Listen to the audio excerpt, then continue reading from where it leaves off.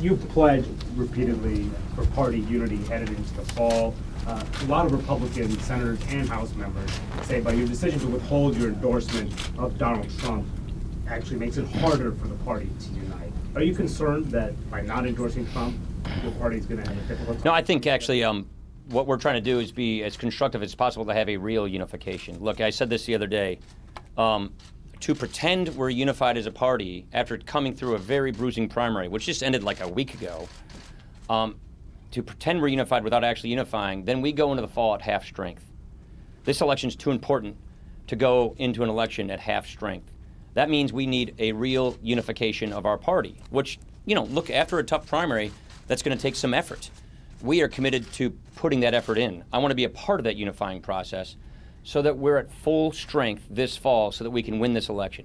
We cannot afford to lose this election to Hillary Clinton, to pack the Supreme Court, to keep the liberal Obama agenda going. We have to be at full strength so that we can win this election, and that is why we have to go through the actual effort and process of unifying. Mr. Speaker. Hallie from NBC, by the way. You've been very vocal in your differences on policy with Donald Trump. So what is it that you need to hear from him at some point to fully endorse him? And is there a situation in which you might? Look, I think these are conversations we're going to have. I don't really know him. I met him once in person in 2012. We had a very good conversation in March on the phone.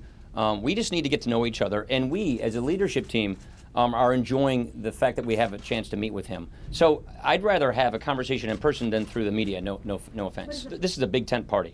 There is plenty of room for different policy disputes in this party. We come from different wings of the party. The goal here is to unify the various wings of the party around common principles so that we can go forward unified. Juan. You spoke with Ben Carson, a top Trump supporter, last night. What was Mr. Carson's message to you ahead of this meeting with Donald Trump? First of all, Ben Carson's a great guy. And Ben Carson is just trying to provide a constructive role to help. He wants to be a force to help all the various wings of the Republican Party and the conservative movement to come together, and he's trying to play that constructive role. Look, we've got a process. We're just getting started. So the last thing I'm going to do is say exactly what the end of this process is going to be when we're just beginning this process. The point I'll just make one more time is I really believe that if we're going to be successful this fall, we have to unify our party.